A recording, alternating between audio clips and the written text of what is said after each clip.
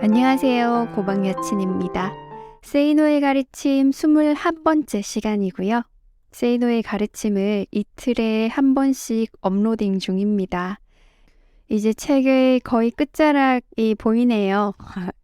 많은 시간 동안 세이노의 가르침 연속 릴레이를 함께 해주신 구독자분들께 감사의 말씀 드립니다. 오늘부터 읽어드릴 글들은요. 세이노님이 이코노미스트와 신동아의 기고한 글의 일부를 읽어드리겠습니다. 그럼 세이노의 가르침 21번째 같이 들어보실까요? 법과 친구가 되라. 무슨 일을 하든 법이 요구하는 바를 알아야. 법 공부는 부자가 되는 지름길. 덴젤 워싱턴이 주인공으로 나온 영화 허리케인 카터는 실화를 영화로 만든 것이다. 1966년 미국의 한 술집에서 백인이 흑인 괴한에게 사살당하는 사건이 발생한다. 복싱 프로 선수 루빈 허리케인 카터가 그 술집을 나온 지 얼마 되지 않아 발생한 사건이었다. 허리케인 카터가 어렸을 때부터 그에게 족쇄를 채워왔던 형사는 카터 일행을 살인 용의자로 몰아간다. 사건 당일의 모든 증거는 조작되고 결국 카터는 무려 3개의 종신형을 받는다. 그리고 20여 년이 지난 뒤 우연히 카터가 감옥에서 쓴 책을 읽은 캐나다 청년들이 한 흑인 소년과 함께 그의 무고함을 믿고 미국으로 건너온다. 그들은 감옥 건너편에 아파트까지 얻어놓고 살면서 모든 사건 서류를 재검토하고 거짓 증거들을 찾아낸 뒤 재심을 청구한다. 1985년 7월 드디어 그는 무죄 판결을 받는다. 이 영화에서 나는 2가지를 느꼈다. 첫째, 법률 전문가도 아니고 미국인도 아닌 캐나다 젊은이들이 찾아낸 거짓 증거들을 어째서 변호사들은 찾아내지 못했다는 말인가 하는 점이고, 둘째, 진실은 언제라도 밝혀지지만 종종 시간이 지나치게 많이 소요된다는 것이다. 이제 이런 경우를 한번 가정해보자. 당신은 친구들하고 거나하게 한잔하고 집으로 가는 길이다. 맞은편에서는 누군가가 빈 소주병을 들고 오더니 당신 앞에서 병목을 깨고 자기 이마를 스스로 찌르고 나서 병은 길에 집어던져 박살을 내고 소리를 지른다. 아니, 이놈이 술을 처먹으려면 곱게 처먹지 멀쩡한 사람을 찌르네. 아이고, 나 죽는다. 사람 살려. 얼마 후 당신과 그 사람은 파출소에 앉아있다. 당신은 술에 취해 있고 다른 한 사람은 술도 안 마셨고 이마에 피가 줄줄 흐른다. 현장을 목격한 사람은 아무도 없다. 경찰은 어떻게 판단할까? 당신이 가해자이고 구속시켜야 한다고 생각하지 않을까? 그런 상황에서 당신은 어떻게 빠져나오겠는가? 진실은 언제나 밝혀짐으로 변호사가 당신의 무죄를 입증해 줄까? 평상시에 착실하고 선량한 시민임을 입증하였다면 문제가 해결될까? 술에 취해 있었는데 누가 당신 말을 믿어줄까? 나는 그런 처지에서 당신이 빠져나오는 가장 빠른 방법은 그 못된 놈과 빨리 타협을 보는 것이라고 믿는다. 나의 아버지는 사기 사건에 휘말리면서 6년 동안 재판을 한 끝에 결국 원통함 때문에 심장마비로 돌아가셨다. 내가 어릴 때 보았던 그 재판 서류는 1만 페이지가 넘었다. 통행 금지가 있었던 초등학교 6학년 때의 일이다. 어느 겨울날 통금이 해제되자마자 부모님이 나를 데려간 곳은 법원 건물의 돌담길이었다. 부모님은 내게 무엇인가를 주면서 돌담길 밑에 흙을 맨손으로 파고 그것을 묻으라고 했다. 졸음과 추위를 못 이기면서도 나는 맨손으로 징징 울면서 얼어붙은 흙을 판 후 그것을 묻었다. 나중에 알게 된 사실이지만 그것은 부적이었다. 그날 오전에 법원 판결이 있었는데 점쟁이가 그 부적을 장남이 맨손으로 파묻으면 이긴다고 했다는 것이다. 하지만 그날 오후 우리 집은 울음바다였다.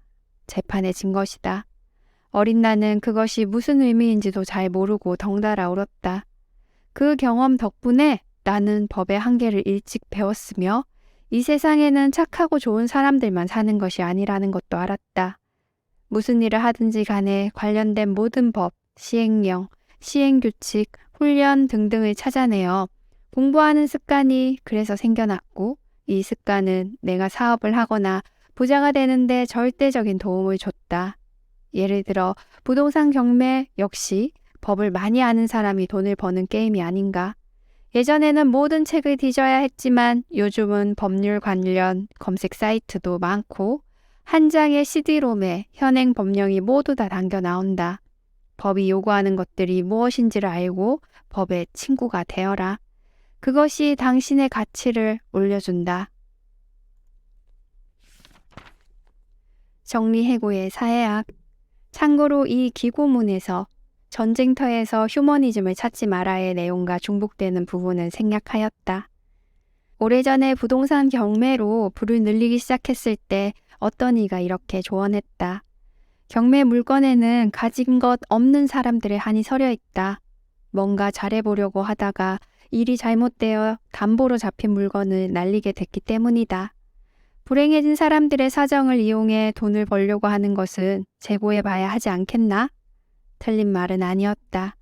경매 물건 중에는 입주자가 어이없이 전세금을 날리고 거리로 나앉게 된 경우가 많다.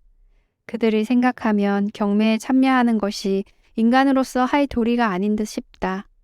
하지만 담보를 받고 돈을 빌려준 사람을 생각하면 그 담보는 당연히 처리돼야 하는 물건이다. 윤리게임을 해본 적이 있는가? 늦은 밤 어느 약국에 강도가 들어왔다가 약사에게 발각돼 격투가 벌어졌다. 약사는 칼에 찔려 죽고 강도는 붙잡혔다.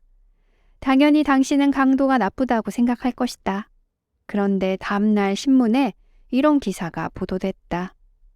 그 약사는 불치병 특효약을 발명한 사람이고 강도는 찢어지게 가난한 사람인데 강도의 아내는 그 불치병으로 죽어가고 있다.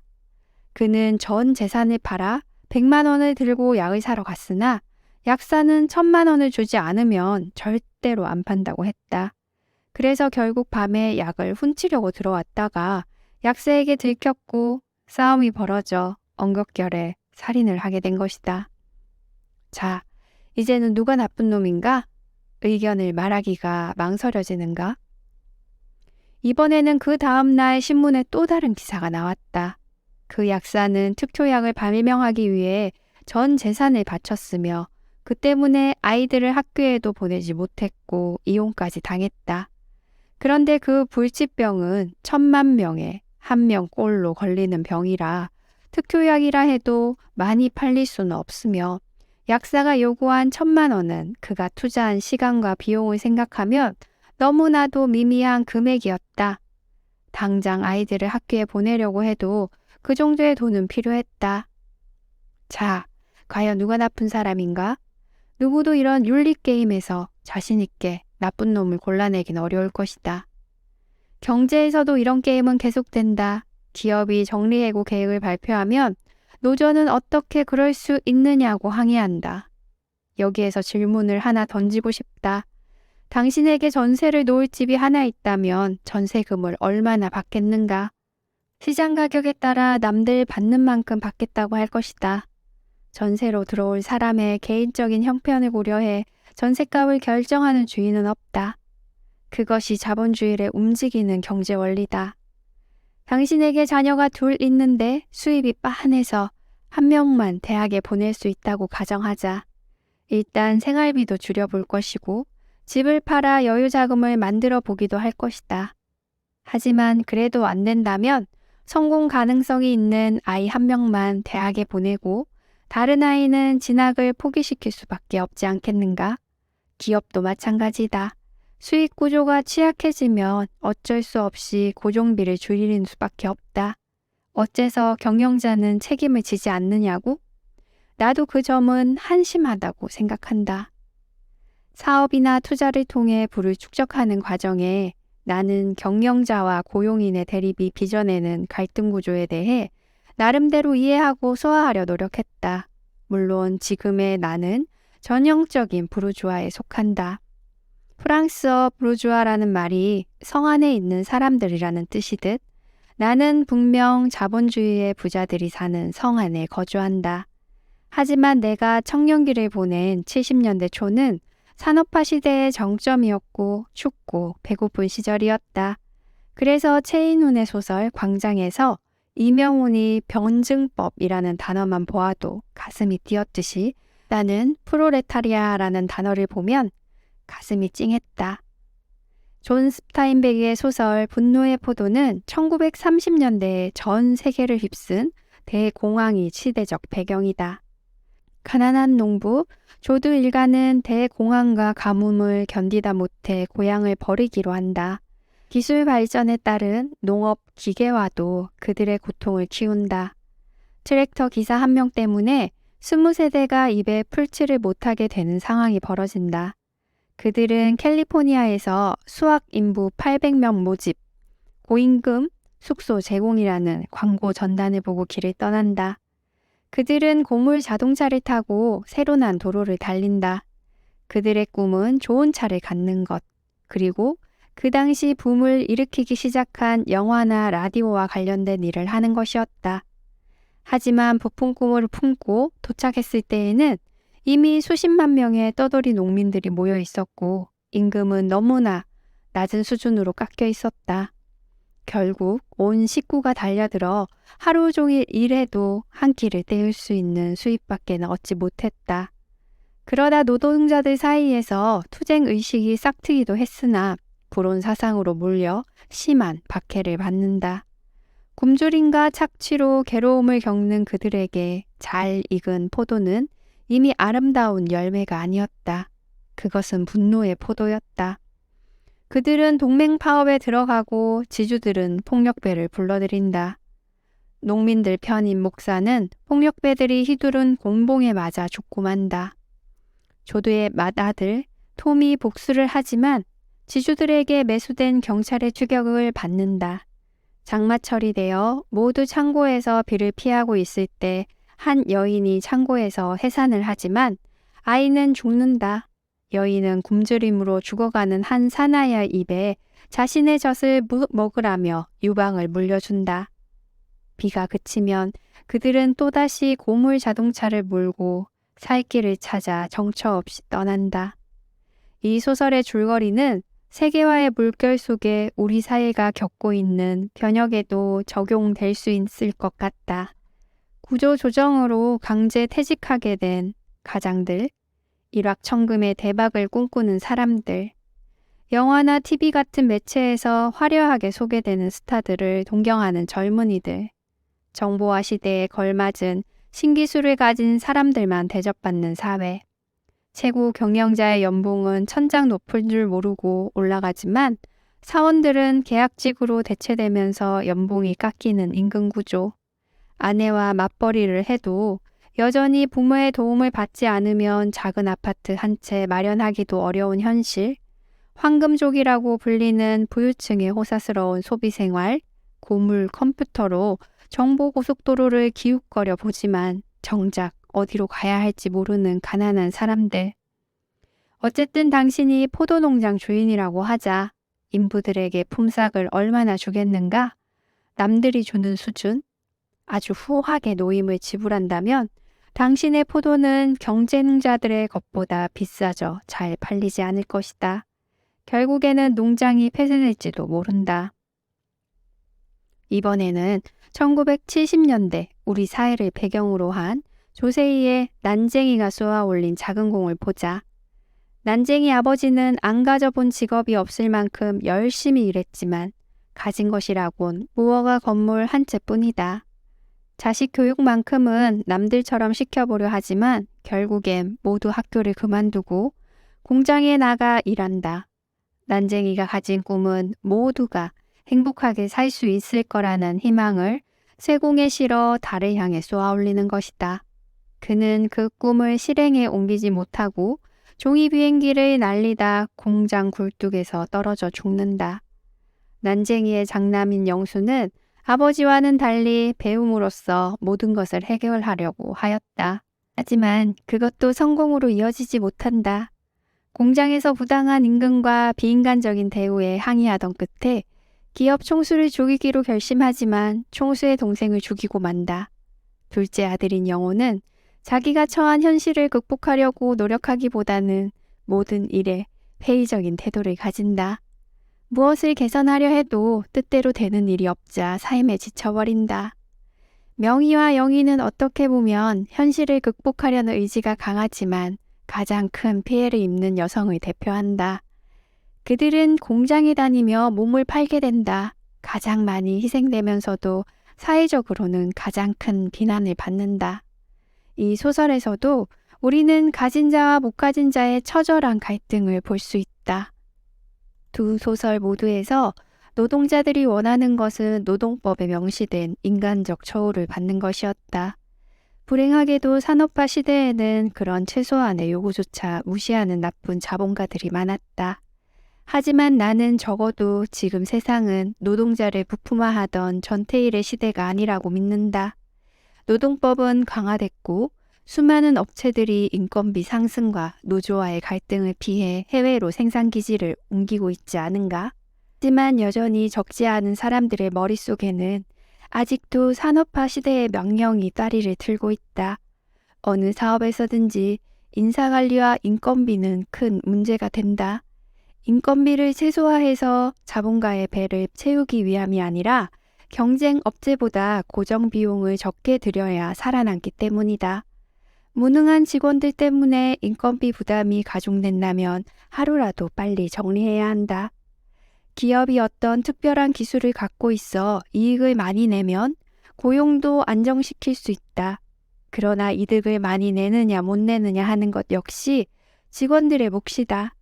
직원들이 생산성을 높이지 못하거나 부가가치를 창출하지 못하면 이득은 줄어들 수밖에 없다. 직원으로 뽑았으면 끝까지 회사가 책임을 져야 하는 것이 아니냐고 묻는다면 회사가 자식 기르는 부모인 줄 아느냐고 반문하고 싶다. 나는 아직도 그런 인식을 갖고 있는 사람들에게 덕담을 늘어놓거나 희망의 메시지를 주지는 못한다. 당신이 현재의 직장을 그만두고 다른 곳에 가서 받을 수 있는 임금을 학자들은 기회비용이라고 부른다. 이것은 피고용인 관점에서 추구하는 비용이다. 반면에 경영자는 당신을 새로운 사람으로 대체하는 데 들어가는 비용을 생각한다. 나는 이것을 대체 비용이라고 부른다. 당신의 대체 비용은 낮은데 고용 비용은 높다면 경영이 잘못되고 있는 것이다. 물론 대체 비용은 철저하게 당신이 하는 일의 내용과 결과로 결정돼야 하며 학벌이나 나이, 고향, 정치적 연줄 등과는 전혀 무관해야 한다. 당신이 처한 개인적 상황을 인간적으로 고려하는 휴머니즘도 철저하게 배제돼야 한다. 세계화의 물결 속에 이익을 추구하는 경제 전쟁은 더욱 심화되는데도 사람들은 여전히 휴머니즘 향기가 그윽한 대안이 있다고 믿는 것 같다.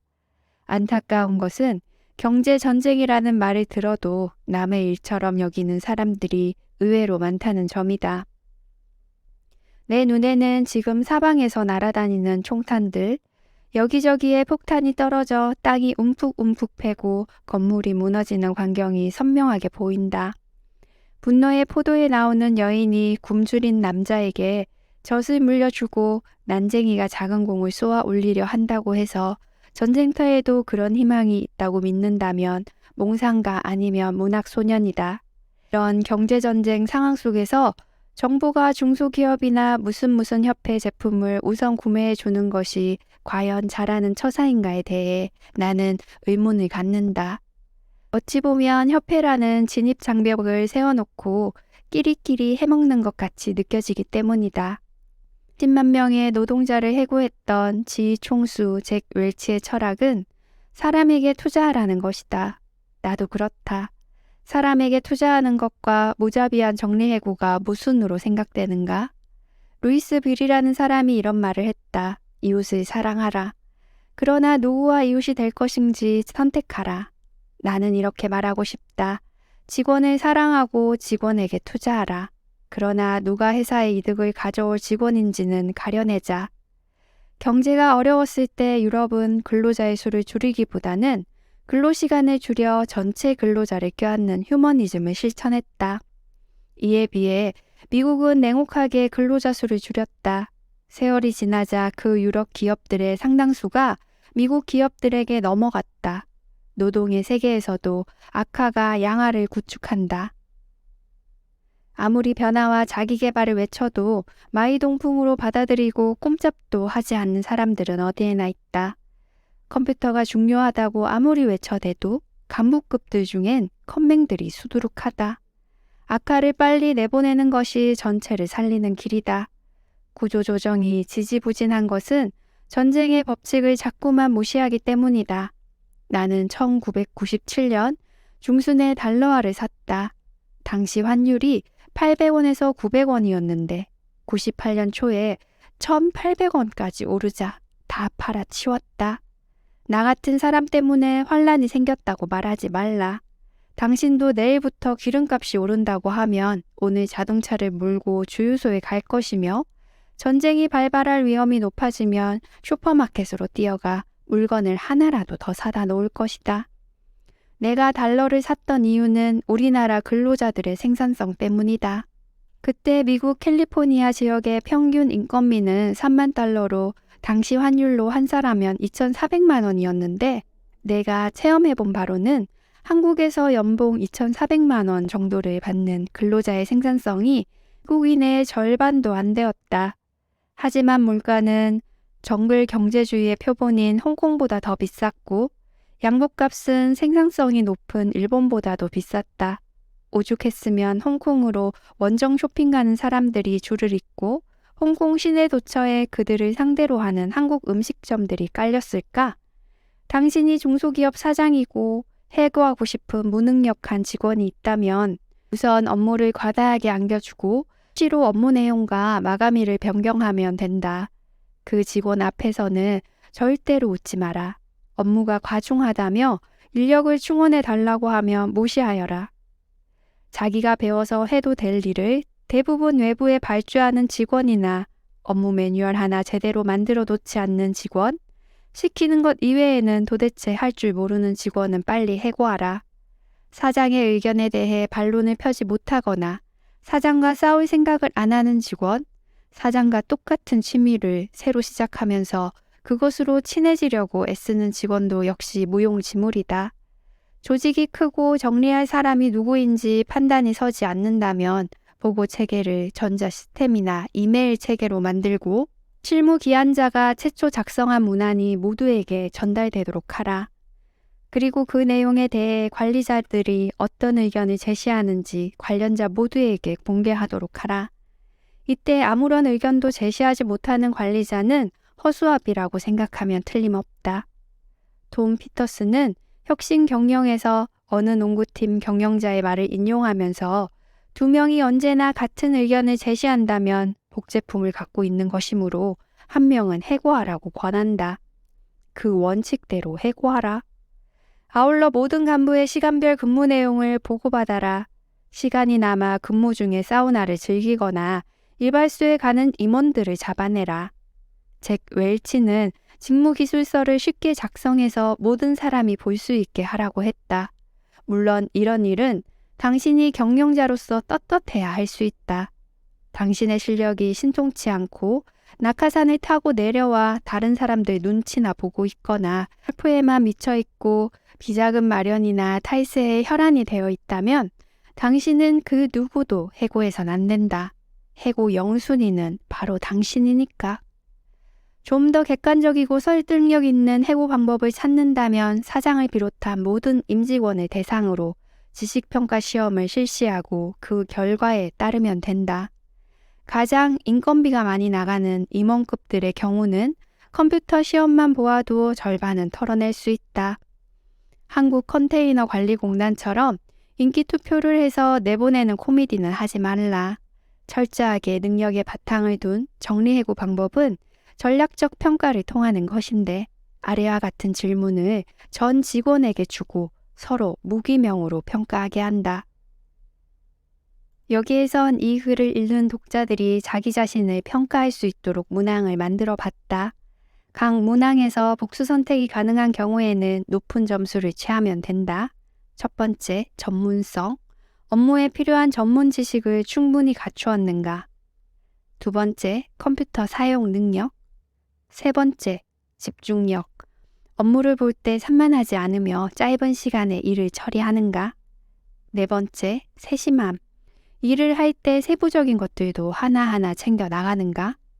5번째, 우선순위 판별력, 가장 중요한 일이 무엇인지를 판별해내는가? 6번째, 현장 파악력, 책상에만 앉아있고 생산 현장이나 판매 현장들을 등한시하는 것은 아닌가? 7번째, 반권위주의, 권위주의를 신봉하는 것은 아닌가? 8번째, 협상력, 거래선 등과 협상을 하는 능력이 있는가? 9번째, 문제 해결 능력, 뜻하지 않은 문제가 닥칠 때 당황하지 않고 독자적으로 해결할 수 있는 능력. 10번째, 자기개발 의지, 지식 축적을 위해 투자하는 시간은 얼마나 되는가? 교양 함량과 관련된 시간은 제외. 11번째, 책임감, 자신의 역할과 입장을 충분히 알고 책임을 전가하거나 회피하지 않는가? 12번째, 인간관계, 제반 인간관계를 원만하게 이끌어가면서 사람들로부터 도움을 끌어내는 능력. 13번째, 외국어 능력. 14번째, 표현력, 자신의 생각이나 문제를 정확하게 발표하고 글로 쓸 수 있는 능력. 15번째, 창의력, 이미 알려진 방법 이외의 새로운 것들을 찾고 제시하는가? 16번째, 업무 개선 능력. 17번째, 이해 능력, 새로운 것들을 들었을 때 이해하는 능력과 속도. 18번째, 가족관계, 가정을 소중히 여기고 돌보는 정도. 19번째, 격리 마인드. 20번째, 기획 능력, 시키는 일만 하는 게 아니라 업무의 방향을 스스로 결정할 수 있는 능력. 3번째, 부하 직원 육성 능력, 동기를 부여하며 부하의 능력을 향상시켜 나가는 능력. 22번째, 결단력. 23번째, 경영자 의식, 경영자와 어느 정도나 눈높이가 같은가. 24번째, 냉철성, 업무를 수행하는 데 있어 정의나 사적인 감정에 치우치지 않으며 이성적으로 판단하는 능력. 25번째, 법 이해 준수 능력, 업무와 관련된 모든 법에 대한 이해 능력. 경영자가 볼 때 이런 전략적 평가는 살생부를 만들기 위한 준비일 수도 있지만 노력하고 능력을 개발하는 사람에게 더 나은 대우를 해주기 위한 근거가 되기도 한다.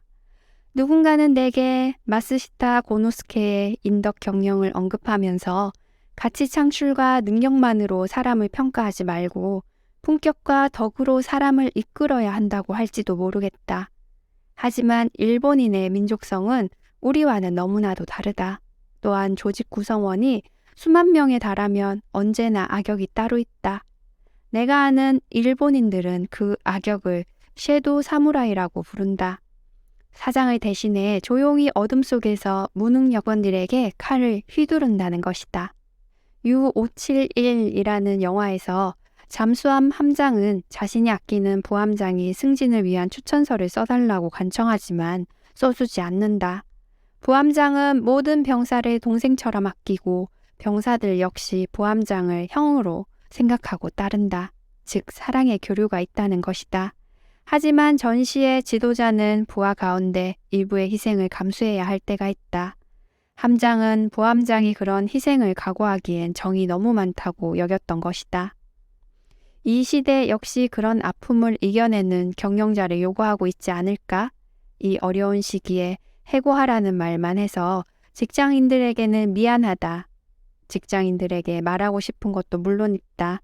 그것은 당신이 부단히 자기 개발을 하고 있는데도 실력이 아니라 아부가 판치고 그런 상사들 밑에서 신음하고 있다면 빨리 사표를 내라는 것이다.